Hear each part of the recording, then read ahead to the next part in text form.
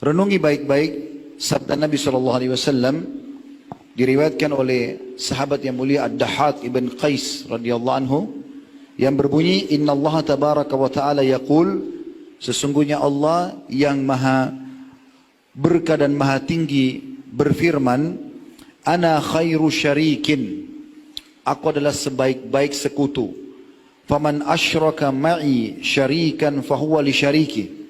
Siapa yang coba mempartnerkan aku dengan sekutu, maka aku akan berikan semua untuk sekutuku itu. Lalu Nabi SAW mengatakan, Ya ayyuhan nas, akhlisu a'malakum. Wahai sekalian manusia, oleh karena itu ikhlaskan. Artinya murnikan hanya untuk Allah saja. Fa inna Allah tabaraka wa ta'ala la yakbalu minal amali illa ma khalusa lahu.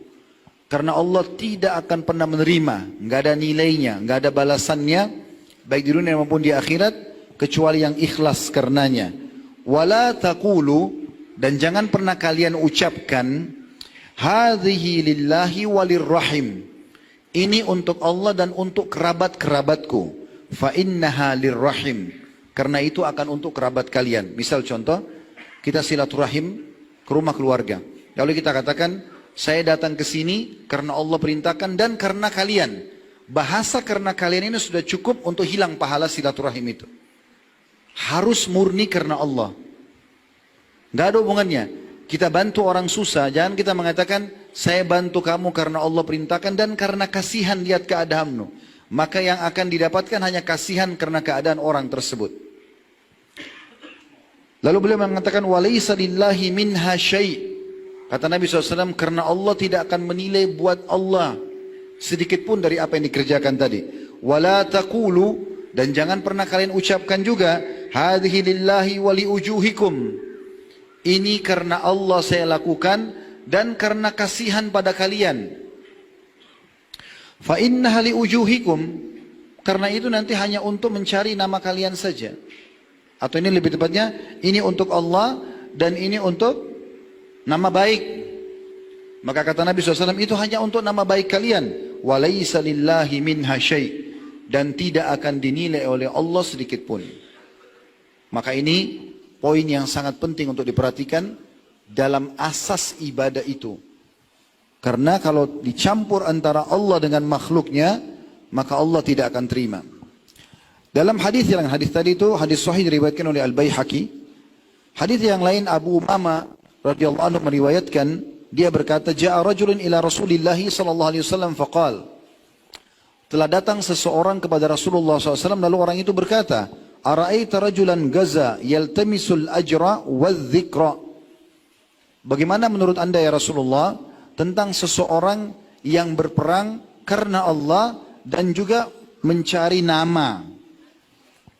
Dia ingin reputasi. Ya.